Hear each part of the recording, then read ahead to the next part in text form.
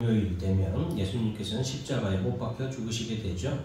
예수님께서는 자신이 메시아이시고 그리스도이심을 이제 본격적으로 드러내어 나타내십니다. 그래서 메시아, 그리스도라는 것을 나타내시는 데 있어서 예수님께서는 이 예루살렘 성에 입성하시면서 많은 사람들이 호산나 다윗의 자손이여 라고 하면서 예수님을 찬송하게 되죠. 호산나 다윗의 자손, 이것은 이 땅의 왕으로 이 땅에 오신 예수님에 대해서 사람들이 하는 찬송의 소리입니다.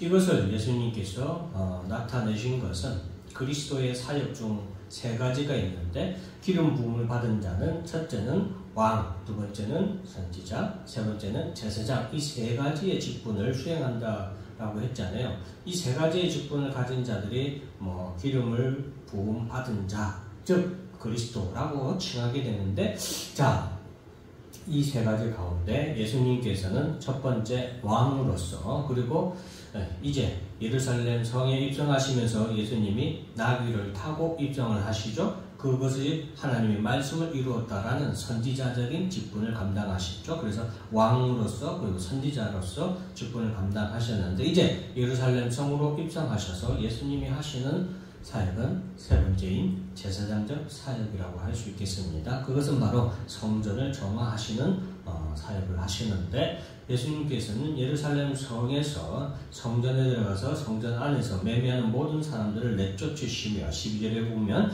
돈 바꾸는 사람들의 상과 비둘기 파는 사람들의 의자를 둘러 엎으시고 라고 해서 성전을 정화하는, 성전을 정결하게 거룩하게 하시는 예수님의 사역을 하시게 됩니다.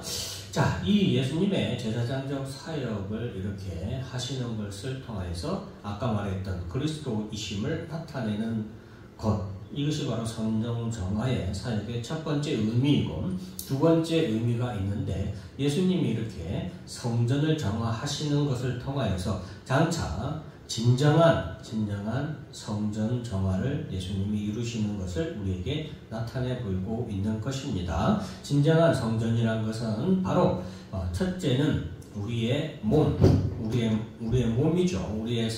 우리의 모든 그리스도인들의 몸과 마음이 하나님의 성전, 개인의 성전, 개별적인 개인이 아니라 개별적인 하나님의 성전이 되는 것에 있어서 우리가 예수 그리스도를 믿음으로 말미암아 그 피를 우리에게 제사함으로, 우리를 씻기심으로, 그 피로 우리를 씻기심으로 우리가 하나님의 거룩한 성전으로 정화되는 것을 예수님이 감당하실 것을 우리에게 또한 말씀해주고 있는 것이죠. 그렇게 예수님의 우리 그리스도인들의 개별 성전 정화를 예수님이 이루시는 것을 우리에게 보여주시고, 두 번째로는 예수님이 교회의 머리가 되심으로 말미암아 몸인 교회가 예수 그리스도로 말미암아 정결하게 되는 성전 정화를 또한 우리에게 말씀해주고 계십니다. 그래서 오늘날 우리의 교회는 예수 그리스도를 말미암아, 예수 그리스도의 십자가 보혈로 말미암아 이 교회가 정결하고 거룩한 곳이라는 것을 항상 기억해야 되겠습니다. 그래서 건물의 외관을 보고 교회를 평가하지 마시고, 항상 교회 자체가 그리스도의 몸이 되었기 때문에 예수 그리스도로 말미암아 이 교회가 거룩하고 정결한 하나님의 교회라는 사실을 우리가 기억해야 되겠습니다. 그래서 예수님의 이 성전 정화는 우리에게 이런 신학적인 여러 가지 메시지를 주는 아주 중요한 부분이라고 할 수 있겠습니다. 그래서 비록 짧은 구절이지만 오늘 이 성전 정화에 대해서 잘 알아야 되겠고, 예수님께서는 13절에 보면 성전을 내 집은 기도하는 집이다 라고 일컬음을 받으리라 하셨다 라고 말씀하시면서 이들을 강도의 소굴로 만든다 라고 하면서 사람들을 쫓아내셨죠. 예수님께서 내 집은 기도하는 집이다, 성전을 기도하는 집이라고 이렇게 일컬은 것은, 이 성전이라는 곳은 하나님과의 인격적인 만남이 있는 곳이기 때문이라는 것을 우리에게 말씀해주고 있습니다. 기도라는 것은 쉽게 말하면 신과 인간의 소통입니다. 간단하게 얘기하면 신과 인간의 소통이에요. 그래서 하다못해 여러분 무당들도 기도한다고 그래요. 기도한다고 그러잖아요. 그들이 믿는, 그들이 원하는 신과 만나기를 기도하는, 간절히 하고, 그래서 굿을 하고 막 하잖아요. 우리 기독교를 따지면 굿하고 하는 게 찬송하고 예배드리는 거예요. 그리고 비나이다, 비나이다, 시련하게 비나이다, 뭐 이렇게 하잖아요. 그게 뭐예요? 기도예요. 그리고 나서 이제 작두 타죠. 그게 뭐예요? 신이 강림하시는 거예요. 우리로 말하면은 우리는 찬송하고 하나님 말씀하시잖아. 그러니까 어떻게 보면 이 무당들이 기독교를 벤치마킹한 것 같아. 자기들도 이제 해보려고. 어쨌든 그냥 우스갯소리를 하는 거고. 어쨌든 예배의 요소를 무당들도, 그리고 다른 종교도 마찬가지예요. 다른 종교도 이런 요소를 가지고 있는 거예요. 그래서 결정적으로 이제 말하는 것은 예수님이 기도하는 집이다. 이건 뭐다? 하나님과 신과 인간의 뭐예요? 인격적인 만남이 있는 곳이 뭐예요? 교회다. 예배당이다. 그 인격적인 만남을 예수님이 이제 기도라고 표현하셨는데, 꼭 기도가 아니라 예배일 수도 있는 것이고, 그러면 중요한 것은 뭐예요? 살아계신 하나님과 만나는 장소가 어디예요? 교회다.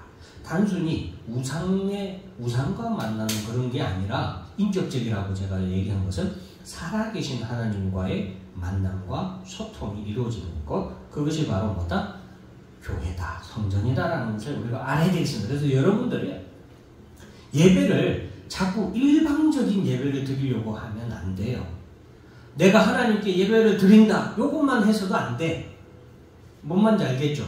그리고 하나님께 내가 복 받기 위해서만 이런 하나님께로부터 오는 것, 이것만 생각해서도 안 돼. 예배는 소통이에요.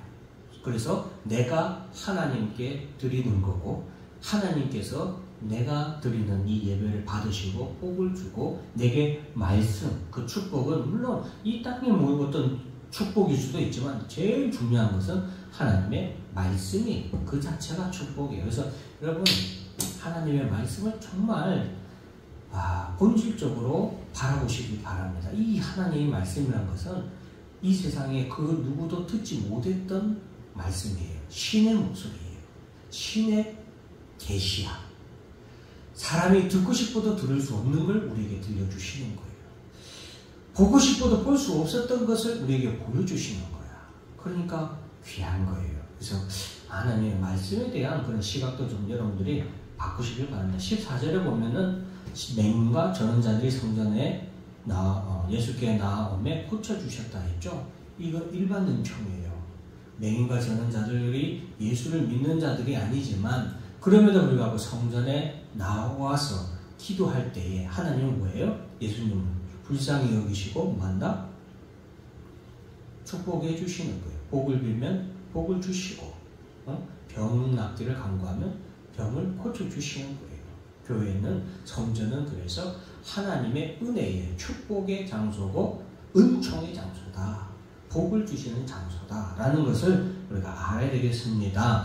자, 그리고 이제 이런 성전을 예수님께서 이런 악한 이익을 추구하는 자들, 여기 보면은 매매하는 자들이라고 되어 있고 비둘기파는 자들도 되어 있죠. 매매, 환전한, 돈 바꾸는 사람은 환전한 사람이에요. 예수님도 말씀하셨죠. 성전세를 예수님도 내야 되냐 하는 그런 그게 있었잖아요. 근데 이제 먼 지방에서 이런 명절 때 예루살렘 성전으로 율법에서는 성전에 와서 하나님께 예배드리도록 했잖아요. 제사드리도록 명령을 했으니까 전 세계 각지에 흩어져 있던 사람들이 온단 말이에요. 그럼 그들이 가지고 있는 돈으로 하나님 앞에 헌금을 드려야 되는데 그 화폐가 로마 혹은 헬라의 화폐단 말이죠. 그러다 보니까 성전세를 내야 될 때는 성전세를 내는 화폐로 내야 되는데 없으니까 뭐예요? 환전을 해야 되는 거예요. 쉽게 말하면 달러 안 받아. 먼 돈으로 한국 돈만 받아. 그러니까 뭐 미국에서 온 사람, 일본에서 온 사람, 프랑스에서 온 사람 다 그 나라의 돈을 가지고 있다가 어떻게 해요? 헌금 드릴 때 한국 돈으로 환전해서 드려야 되잖아. 그때 세를 뜯는 사람이 돈 바꾸는 사람들이에요. 그리고 이제 비둘기 파는 사람들은 예배 드릴 때 필요한 제사 도구, 제식 도구를 갖다가 가지고 올 수 없잖아. 에? 저 프랑스에서 한국 오는데 소 한 마리 끌고 올 수 없잖아. 그거 어떻게 비행기 태우고도 못 오는데 어떻게 끌고 와요? 그죠? 그러니까 그걸 갖다가 예루살렘 성 안에서 그런 것들을 파는 거예요. 그 사람들이, 이 사람들은 어때요? 멀리서 오는 사람들보다 오히려 이 사람들은 성전에서 늘 있는 사람들이잖아요. 뭐 하기 위해서? 장사하기 위해서. 그래서 오늘날 교회도 마찬가지예요. 교회 내에 늘 교회에 있고 항상 교회 출석 열심히 하고 교회 잘 다닌다라고 하죠. 잘 다니는 사람이라고 하지만 이 사람들은 이익을 쫓는 사람들이 있다. 이 사람들이 교회를 뭐한다? 더럽힌다. 오늘날 교회가 욕먹는 것도 바로 이런 사람들이 교회를 더럽혔기 때문이라고 볼 수도 있습니다. 왜? 이 사람들은 그리스도의 삶을, 신도의 삶을 삽니까? 안 삽니까? 안 살잖아요. 늘 교회는 잘 나가. 교회는 아주 잘 나가요. 돈 벌어야 되고 장사해야 되니까. 근데 어때요? 삶은? 교회는 잘 나가는데 뭐야? 왜 저렇게 저렇게 살지? 아니, 교회에 다니는 성도가 저렇게 살아도 되나? 그런 삶을 이 사람들은 탐나니까 그렇게 사는 거죠. 그래서 이런 것들을 우리가 좀 돌아봐야 되겠다. 마지막으로 예수님께서는 이들 젖먹이는 일이 위해서 나오는 찬미를 온전하게 하셨다라는 것을 우리가 예수님께서 말씀을 하셨는데, 여러분 이것은 하나님을 찬송하는 이 세계의 모든 피조 세계는 제가 시편을 여러분들에게 금요일날 기도할 때 설교 말씀 잠깐 짧게 이렇게 했는데, 이 세상의 모든 피조물은 하나님을 찬송하는 것, 그것이 뭐예요? 마땅한 거예요. 젖먹이 입에서 나오는 찬송, 입술도 하나님 뭐한다? 주장하시는 거예요. 뭐하도록? 하나님을 찬송하도록. 그런데 이 아이들이 누구를 찬양하고 있어요? 예수를 찬송하고 있죠. 그럼 이것이 누구의 뜻이라는 거예요? 하나님의 뜻이라는 것을 우리에게 말씀해 주고 있죠. 그래서 제가 말씀드리는 것은 하나님을 가장 찬송하는 것, 그것이 뭐예요? 예수를 찬송하는 것. 그것이 하나님의 가장 기뻐하시는, 영광을 받으시기를 원하시는 하나님의 영광, 찬송이고 예배라는 것을 기억하시길 바랍니다. 그래서 예수 그리스도를 믿는 것보다 더 귀한 것은 없고, 예수 그리스도를 내 구주로 시인하고 그의 제자로서, 그의 백성으로서, 그의 성도로서 살아가는 것 자체가 하나님께 드리는 가장 귀한 찬송이고 예배라는 것. 자, 오늘 성전 정화를 통해서 많은 것들을 살펴보았습니다. 여러분들이 이런 예수님의 하시는 이런 사역들을 잘 생각하면서 이 시간에 또 우리의 삶에 잘 적용하시기 바랍니다. 기도하겠습니다.